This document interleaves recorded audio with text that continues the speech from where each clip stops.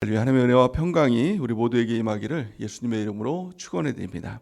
오늘 말씀은 사도행전 1장 12절에서 14절 말씀을 근거로 위에서 오는 권능을 사모하라 라는 제목으로 하나님 말씀 증거하겠습니다. 성령이 이끄는 교회 사도행전 강의 세 번째 시간입니다.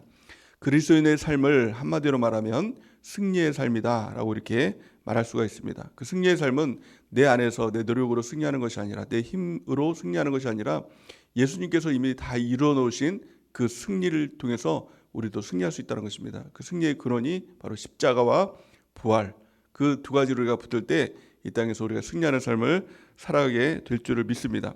오늘 말씀은 예수님께서 십자가를 지시고 또 돌아가신 후에 부활하시고 또 제자들에게 보이신 후에 승천하시는 그 장면입니다. 예수님의 완전한 승리의 장면을 오늘 본 말씀 통해서 또 이 사도행전 말씀을 통해서 보여주고 있는 것입니다.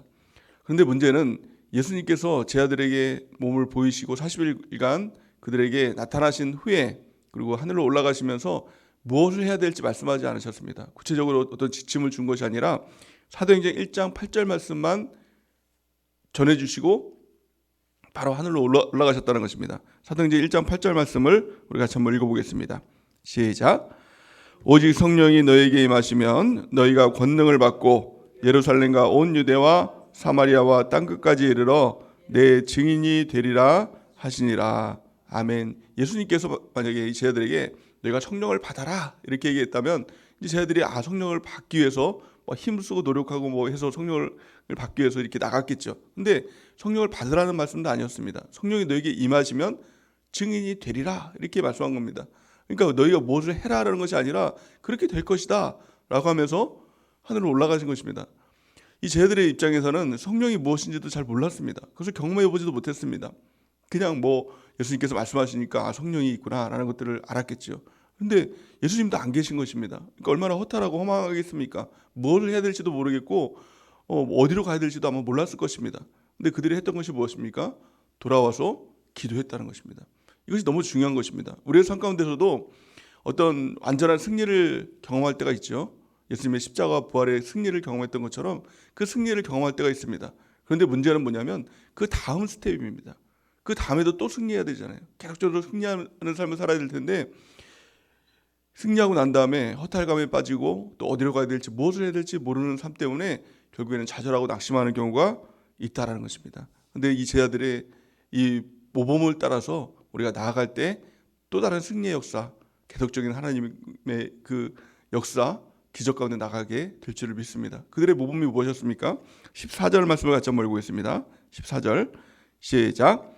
제 아들과 예수의 어머니 마리아와 예수의 아우들과 더불어 마음을 같이하여 오로지 기도에 힘쓰더라. 아멘. 그들은 자신이 무엇을 해야 될지 자신의 힘을 쓰는 것이 아니라 하나님께 기도했다는 것입니다. 어떻게 기도했습니까? 예수의 어머니와 마리아와 예수의 아우들과 더불어 모여가지고 마음을 같이하고 오로지 기도에 힘썼다는 겁니다.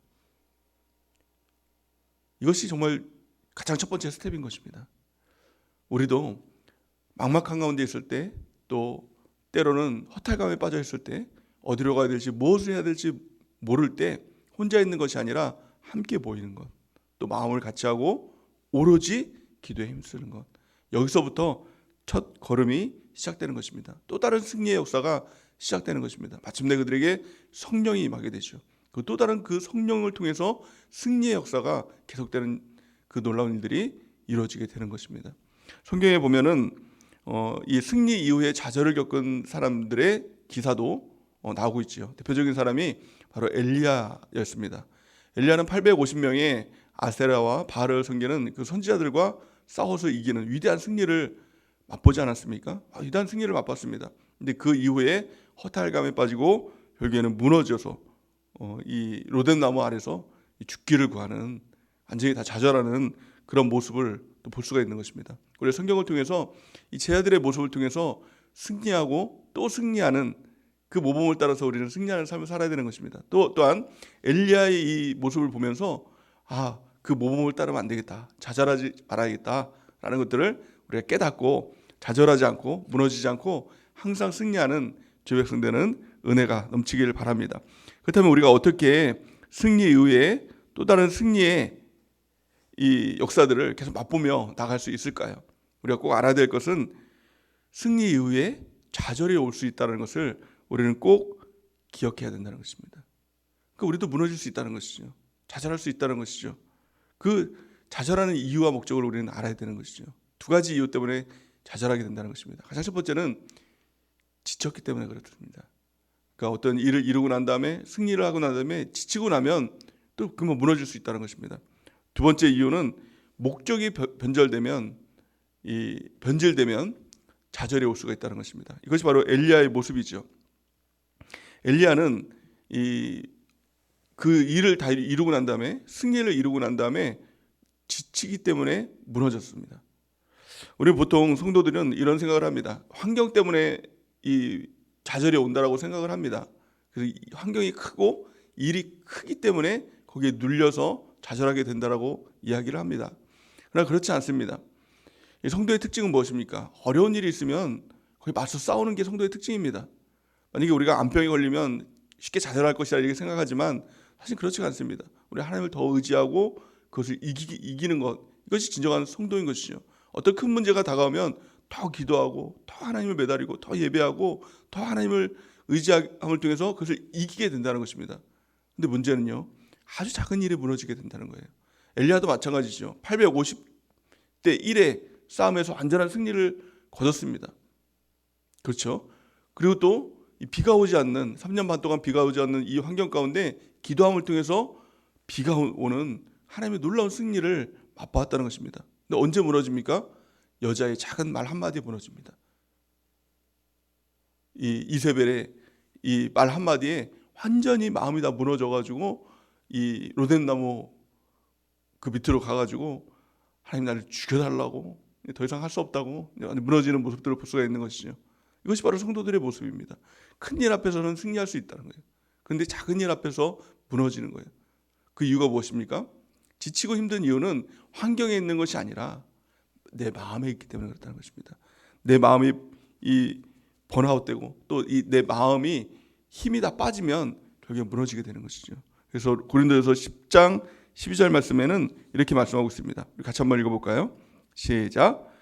그런즉 선줄로 생각하는 자는 넘어질까 조심하라. 아멘. 그 조심하는 것이 환경에 있는 것이 아니라 내 자신에게 있기 때문에 항상 넘어질까 조심하라 이런 것입니다. 우리가 지친다는 것은 우리 자신이 우리의 힘이 어디로부터 오는 것인가 이것을 분명히 알아야 된다는 것입니다. 사람은 독립적인 존재가 아니라 종속적인 존재입니다. 이게 무슨 말이냐면 내 힘, 내 능력 이것이 내 안에서만 나오는 것이 아니라 하나님께서 그 힘을 공급해 주실 때 우리가 그 힘으로 살아갈 수가 있는 것입니다. 지었다는 것은 무엇입니까? 하나님께서 내게 주신 힘, 그 능력 그것이 다 소멸되었다는 것입니다.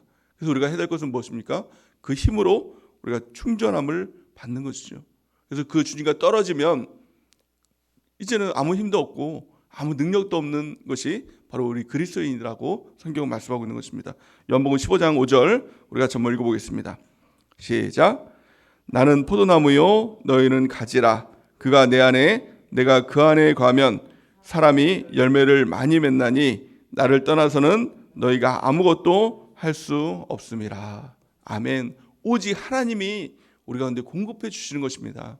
하나님께서 그 힘을 주셔야만 우리가 싱싱하게 그 능력 가운데 살아갈 수가 있는 것입니다.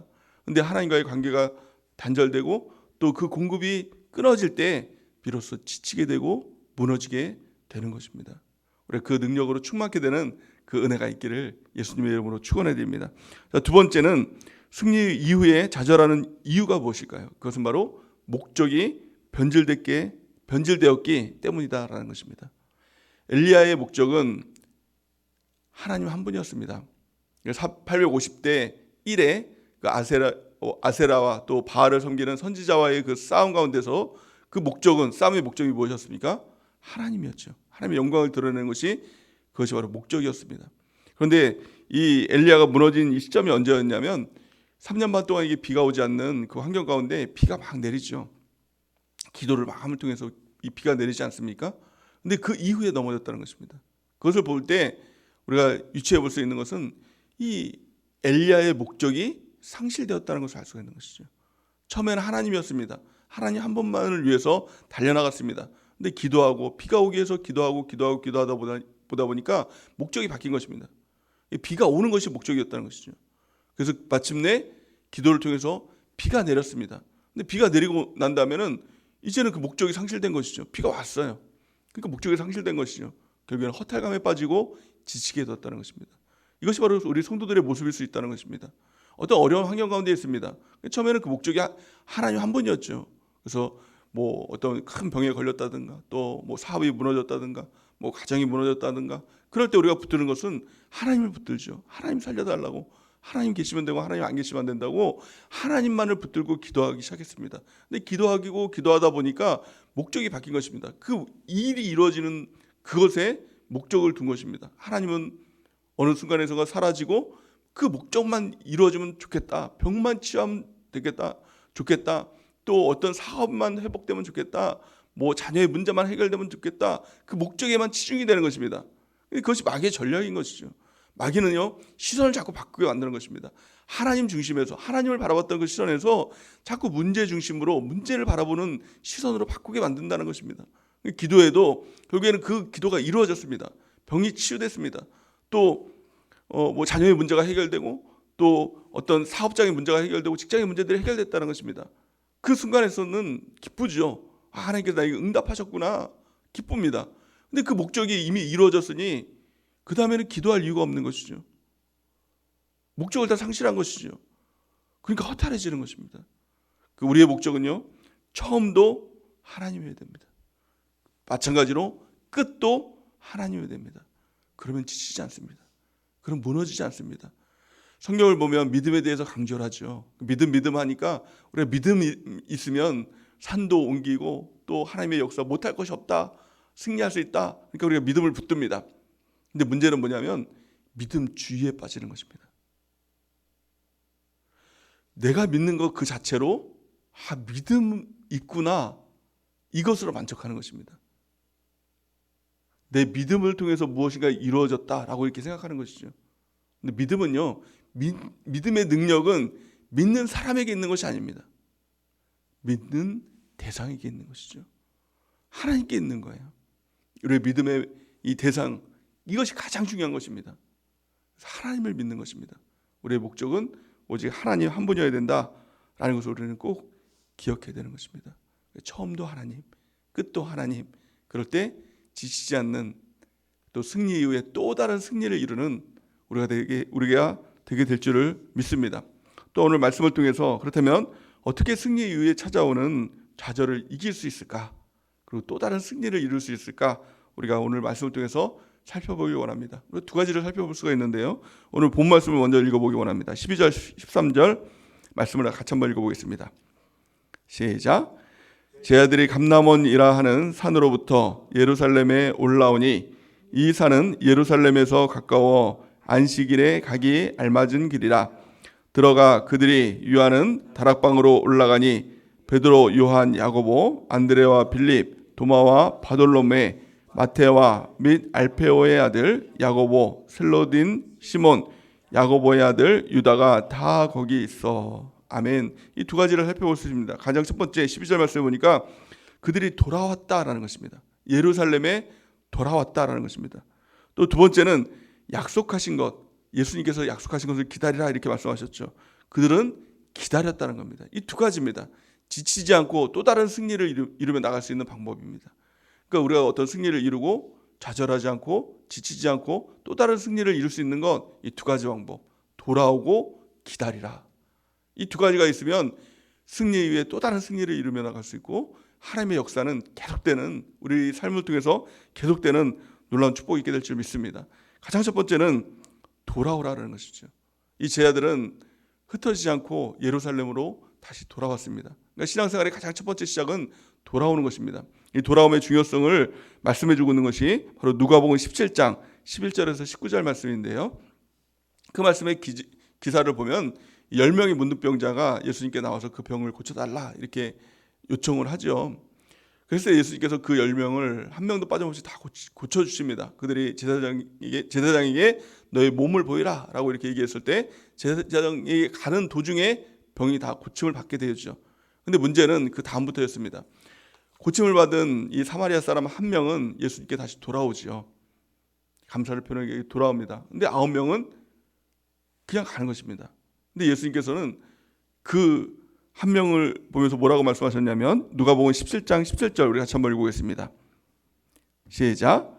예수께서 대답하여 이르시되 10사람이 다 깨끗함을 받지 아니하였느냐 그 9은 어디 있느냐. 아멘. 예수님께서 찾으신 것은 그 9명이었어요. 왜 그 예수님께서 9명을 찾으셨을까? 예수님의 관심은 병이 낫고 또 병이 안 낫고 여기에는 관심이 없는 것입니다. 우리의 문제가 해결되고 안 해결되고 사실 여기에는 큰 관심이 없습니다. 왜냐하면 병은 뭐 들었다가 낫다가도 또 걸릴 수 있는 거잖아요. 어차피 다 그 우리의 몸이라는 것은 결국에는 뭐 몇십 년 있으면 다 사라지는 거잖아요. 그래서 예수님의 관심은 그들의 영혼에 있는 것입니다. 우리의 영혼에 있는 것이죠. 그래서 반응에 있었다는 것입니다. 그들이 병을 다 고침받을 것을 예수님께서 아셨죠. 당연히 예수님은 하나님이시니까 병을 고치실 수 있는 거 아닙니까? 근데 그 반응이 중요하다는 것입니다. 돌아오는 반응, 주님께로 돌아오는 반응, 이것을 보는 것입니다. 많은 사람들이 문제 해결을 받고 또 고침을 받고 신앙이 무너지는 것을 굉장히 많이 봅니다.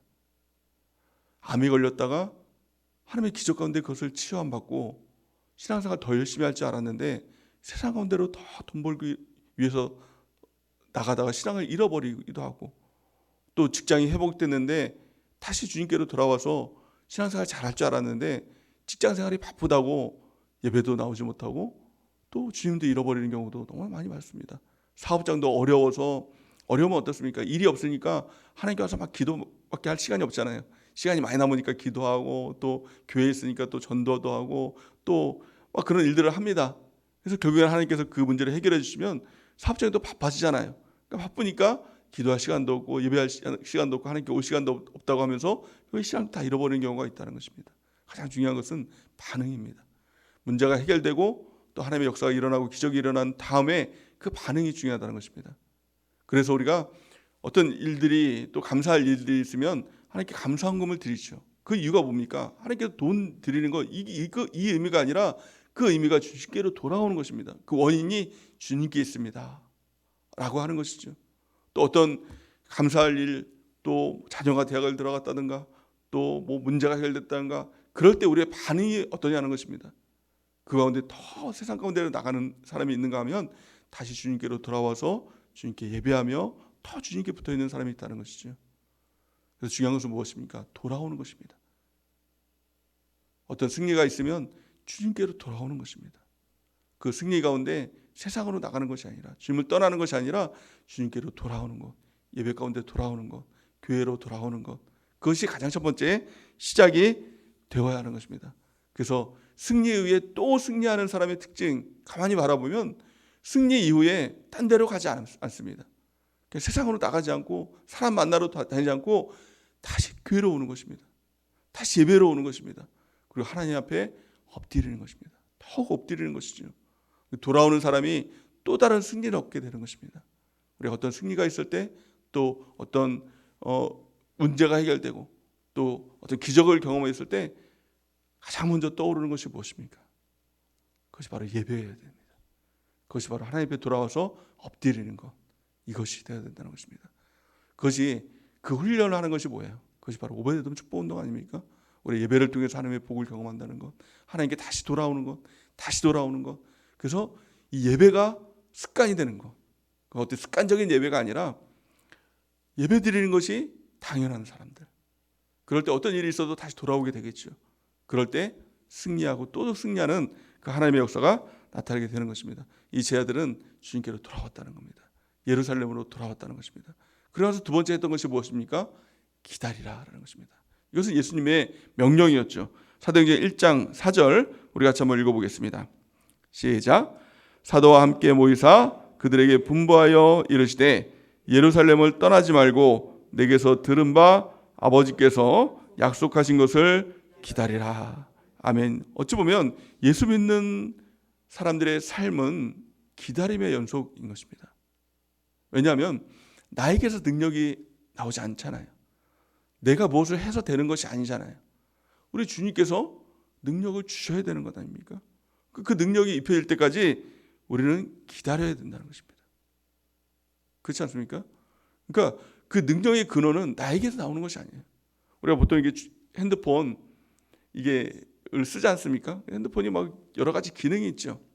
근데 기능이 굉장히 이렇게 좋은 기능이 있지 않습니까? 근데 문제는 뭐냐면 이 배터리가 다 떨어지면 아무리 좋은 기능이라 할지라도 능력을 발휘하지 못합니다. 먹통이죠. 그거 가지고 뭐 합니까? 그냥 이렇게 짐만 되는 거죠. 그렇지 않습니까? 그러니까 뭐 돌과 똑같은 거 아닙니까? 근데 거기에 충전이 되고 거기에 이제 배터리가 딱 완충이 되면 또 우리가 또 사용할 수 있는 것이죠. 우리도 마찬가지입니다. 배터리가 다 떨어지면 그냥 아무것도 아닌 존재예요. 그래서 이 요한복음 15장 말씀에 나를 떠나서 너희가 아무것도 할 수 없다. 그냥 사람들이 모아다가 풀처럼 살라버리는 존재가 된다라는 거예요. 그러니까 주님께서 우리가 능력을 주시지 않으면 우리는 정말 아무것도 할 수 없는 존재인 것입니다. 근데 우리가 배터리 충전하기 위해서 어떻게 됩니까? 선을 연결하고 기다리죠. 그러니까 충전할 때도 우리가 뭐 할 수 있는 게 없지 않습니까? 충전이 될 때까지 기다리는 거 아닙니까? 우리도 마찬가지입니다. 예배드리는 게 뭐예요? 또 기도하는 게 뭐예요? 하나님 이 큐티하는 게 뭐예요? 이게 기다리는 거예요. 날마다 우리가 하나님께 충전되는 것이죠. 그 하나님께서 채워주시는 것, 능력으로 채워주시는 것입니다. 그러니까 하늘로부터 능력이 덧입혀질 때까지 너는 예루살렘을 떠나지 말고 기다리라. 이 말씀이 뭐예요? 충전 받아라. 너의 힘은 너의 힘으로 하는 게 아니라 나의 힘으로 하는 거다. 내 힘이 덧입혀질 때까지 너희는 충전 받아야 된다는 겁니다. 예배드리는 것 충전 받는 시간이죠. 그래 기도하는 것 주님의 능력으로 충전 받는 시간이고, 큐티하는 것 이것이 주님 앞에 충전 받는 시간이고, 오직 나는 주님의 힘으로만 살겠습니다. 주님의 능력으로, 말씀의 능력으로, 성령의 능력으로, 오직 주의 능력으로 살겠습니다 라는 고백을 가지고 기다리는 것입니다. 그래서 이것을 어떤 사람들은 이것을 거룩한 낭비다 이렇게 얘기를 하는 것이죠. 이 낭비가 뭐예요? 사실 우리의 시간을 허비하는 것 같지만 사실 그렇지 않지 않습니까? 우리가 주님의 능력으로 덧입혀지고 충전되는 시간, 이것이 바로 날마다, 이 날마다의 신앙생활인 것입니다. 그래서 주일날 말씀처럼 우리는 날마다 주님을 기다려야 하는 것이죠. 날마다 기도하고, 날마다 큐티하고, 날마다 양육하고, 날마다 전도하고, 날마다 우리가 교제하는 삶을 통해서 주님께 충전받고 주님의 힘을 받는 그 은혜가 있길 바랍니다. 성경은 이렇게 말씀하죠. 시편 40편 1절에서 2절 우리 같이 한번 읽어보겠습니다. 시작. 내가 여호와를 기다리고 기다렸더니 귀를 기울이사 나의 부르짖음을 들으셨도다. 나를 기가 막힌 웅덩이와 수렁에서 끌어올리시고 내 발을 반석 위에 두사 내 걸음을 견고하게 하셨도다. 아멘. 여호와를 기다리고 기다렸더니 우리 주님께서 우리의 기도를, 부르짖음을 들으셨도다. 그럴 때 되는 것입니다. 하나님을 만나면 되는 것입니다. 하나님 만나면 우리의 모든 문제는 다 해결되는 것입니다. 영적인 문제, 삶의 문제, 마음의 문제, 자녀 문제, 가정 문제, 직장 문제, 어떤 삶의 문제일지라도 주님만 만나면 되는 것입니다. 그래서 중요한 것은 뭐예요? 그 주님을 기다리고 기다리는 것이죠. 날마다 그 주님을 기다리는 그 은혜가 있길 바랍니다. 그 주님을 기다리지 못하고 떠나면 아무 역사가 일어나지 않는 것입니다. 이 성경을 보면 사도행전에 쟤들이 이제 기도하기 시작을 하죠. 성령을 위해서 기도하기 시작합니다. 그리고 나서 오순절 마가의 다락방에 성령이 임하게 되죠. 며칠 만에 임하게 됐을까요? 열흘 만에 성령이 임하게 됩니다. 그 열흘 동안 기다리면서 기도했더니 열흘 만에 성령이 임하게 되죠. 근데 문제는 열흘이라는 보장 기간이 없었습니다. 그들은 사실은 마냥 기다렸다는 것입니다. 열흘이 아니라 한 달이라도 기다렸을 것입니다. 1년이라도 기다렸을 것입니다. 왜냐하면 주님이 아니면 안 되기 때문에. 왜 기다릴 시간이 필요합니까? 내 힘 가지고는 안 되기 때문에. 우리는 하나님 계시면 되고 안 계시면 안 됩니다. 이 고백을 하잖아요. 이것이 바로 기다리는 시간이에요. 기다리는 시간을 통해서 오직 성령의 능력이 덧입혀질 때, 그 능력을 가지고 나갈 때 하나님의 그 놀라운 역사들이 일어나게 되는 것입니다. 또한 그들은 처음에 몇 명이 기도를 했을까요? 고린도전서 15장 말씀에 보니까 예수님께서 그 몸을 몇 명에게 보셨냐고 말하냐면 500명에게 그 몸을 보이셨대요. 그러니까 하늘로 승천하는 것을 본 사람이 500명가량이 그것을 본 것입니다. 사실은 그 500명이 기도를 시작한 것이죠. 근데 결국에는 몇 명이 성령을 받았다고 기록하고 있냐면은 120명이 성령을 받았다는 것입니다. 나머지 380명은 어디 있을까요? 그를 기도하다가 지쳐서 떠나갑니다. 기도를 해봤지만 안 되네 그러면서 떠나가는 것입니다. 그리고 끝까지 남아있었던 120명, 기다리고 기다렸던 120명에게 성령이 임하게 되는 것입니다. 이게 신앙생활입니다. 신앙은 기다리는 것입니다. 내가 조급하게 내 힘으로 뛰어다니는 것이 아니라 내가 능력을 내 안에서 능력이 생겨나는 것이 아니라 오직 주의 능력을 받고 그리고 와서 나가는 것, 승리하는 삶을 살아가는 것, 이게 신앙생활인 것입니다. 그러기에 이 오베드돔 축복운동 기간은 또한 기다리는 시간이죠. 예배를 통해서 우리가 기다리는 시간이죠. 그럴 때 주의 능력으로 덧입힘을 받게 되고 또 그 힘으로 우리가 나갈 때 늘 승리하는 삶을 살아가게 될 줄을 믿습니다. 그 힘이 떨어지면 지치게 되는 것입니다. 또 목적이 변질되면 우리가 지치게 되는 것이죠. 늘 우리가 주님께로 돌아오는 주의 백성 되는 은혜가 있길 바랍니다. 그리고 주님 안에서 기다리시기 바랍니다. 성령을 기다리시기 바랍니다. 주의 능력을 덧입혀질 때까지 우리가 기다리고 기다리는 주의 백성 되는 은혜가 있길 바랍니다. 주의 능력을 힘입어서 우리가 나아갈 때 우리를 통해서 가정이 회복되고 또 우리의 삶이 회복되고 또 복음이 증거되고 또 우리를 통해서 또 다른 믿는 영혼들이, 천국 가는 영혼들이 많은 열매가 맺혀지는 귀한 삶을 살아가게 될 줄을 믿습니다. 오늘 말씀을 통해서 이 제자들을 통해서 우리가 꼭 기억하는 은혜가 있길 바랍니다. 또 엘리야를 통해서 우리가 기억하는 은혜가 있길 바랍니다. 엘리야가 무너졌던 이유, 지쳤기 때문에. 그 능력, 하나님께서 주시는 그 능력, 그것을 소멸했기 때문에. 그러기에 우리는 항상 우리 주의 능력, 주님께 돌아와서 능력을 받아야 된다. 또 두 번째는 목적이 상실됐기 때문에. 하나님 한 분이 목적이어야 되는데 그 목적이 상실되면 지치고 무너지게 되는 것입니다. 또 제자들이 승리 위에 또 다른 승리를 이룰 수 있었던 그 이유, 첫 번째 돌아왔기 때문에, 두 번째 기다렸기 때문에.